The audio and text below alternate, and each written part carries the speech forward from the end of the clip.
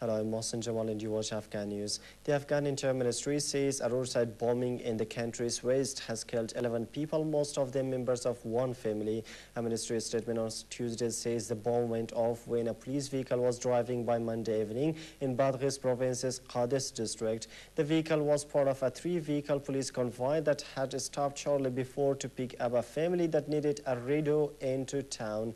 The ministry says 9 of the 11 killed were from one family, including 6 children and 2 women, while 2 policemen were also killed, with 3 people being wounded. The ministry condemned what it described as an un-Islamic act that killed the civilians during the second day of a major Islamic holiday. United States President Barack Obama on Monday met NATO Chief Under Rasmussen, and the two men discussed how next year's alliance summit in Chicago would shape a planned withdrawal from Afghanistan. Obama and Rasmussen spoke in the Oval Office in a meeting opened briefly to still photographers but closed to reporters, and the White House said the two men also reviewed NATO's Libya operation. The White House said that Obama and Rasmussen discussed the NATO summit in May next year, which the president will host in his adoptive hometown of Chicago, and the need to broaden alliance ties with non-partner nations. It said the talks also centered on how the Chicago summit might shape the next major phase of transition in Afghanistan, consistent with the Lisbon summit goals and the United States President's June 22nd speech on Afghanistan, when Obama ordered all 33,000 U.S. surge troops home from Afghanistan by middle of 2012 and declared the beginning of the end of the war, vowing to turn to nation building at home. 5 Pakistani militants have been killed in Afghanistan's Kandahar province by the Afghan National Police, the provincial government said. Another Afghan militant was also killed in the same operation. The governor's office said in a statement that the ANP, during routine patrol, spotted 6 armed militants, including an Afghan and 5 Pakistani nationals, when they were planting mines and improvised explosive devices along a road in Jarai district Sunday night. Police also seized a handful of weapons near the Senate aided. The Taliban militants have not commented on the issue yet.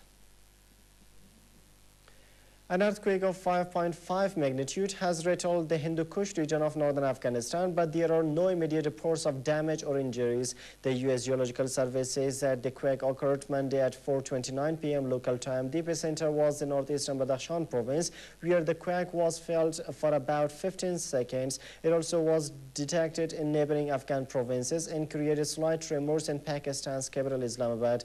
Badakhshan provincial governor spokesman Rashk said he had not received any reports of damage yet. France is very worried about the potential militarization of Iran's nuclear program, but opposes any strike against the Islamic Republic because it could cause irreparable damage. Foreign Minister Ellen Joub said on Tuesday. Joub voiced concern about speculation that Israel is preparing a strike on Iranian nuclear sites ahead of the release of an International Atomic Energy Agency report on Tehran's nuclear activity. If the IAEA report due out this week indicates Iran is building atomic weapons capabilities, then France would formally back further UN sanctions, he said, but would do all it can to stop military action. 4 previous rounds of sanctions have been imposed on Iran over its nuclear program, but Russia and China have made clear and the new sanctions would be an extremely tough sell. Russia and Iran warned the West against military intervention on Monday, saying an attack would lead to civilian casualties and create new threats to global security. Syria's opposition has appealed for international intervention in the central city of Homs, calling it a humanitarian disaster area. The appeal issued by the Turkey-based Syrian National Council came as activists reported that at least 11 people were killed across the country on Monday in an ongoing crackdown on anti-government protesters by security forces. Activists said that at least 8 of the dead were in Homs, where hundreds of residents protested against the rule of President Bashar al-Assad, adding that government troops stormed several areas and made house-to-house arrests. Heavy artillery clashes erupted between regime forces and presumed army defectors, and Homs activists reported saying it was the 5th day of a brutal siege on the brave city, killing more than 110 people in the past week. In a statement, the Syrian National Council urged the United Nations, the Organization of Islamic Cooperation, and the Arab League to act to stop the massacre committed by the regime. Chinese Premier Wen Jiabao said Monday that Shanghai Cooperation Organization members should expand cooperation in trade, agriculture, energy, and other areas. The Chinese Premier made this proposal in his speech at SACO Prime Minister's meeting held in Russia's St. Petersburg. Wen said SCO member states should grasp the opportunity brought about by their economic restructuring and take positive steps to promote trade cooperation. The SCO, which was founded in Shanghai in 2001, groups China, Kazakhstan, Kyrgyzstan, Russia, Tajikistan, and Uzbekistan. India, Iran, Mongolia, and Pakistan are SCO observers, while Sri Lanka and Belarus are its dialogue partners. The next SCO Prime Minister's meeting will be held in Kyrgyzstan in 2012.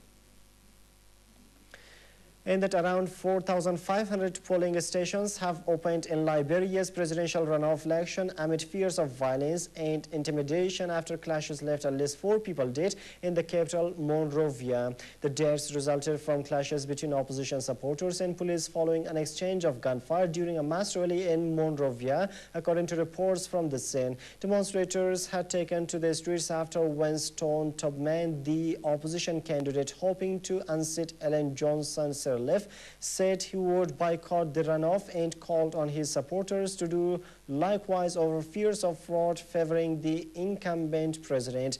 Tubman cried foul after being placed second in October's first round of voting, which he charged were riddled with irregularities in favor of Sirleaf. The election is Liberia's first locally organized presidential poll since the end of the 1989-2003 conflict that killed nearly 250,000 people. And that's all for now. Thanks for staying with us.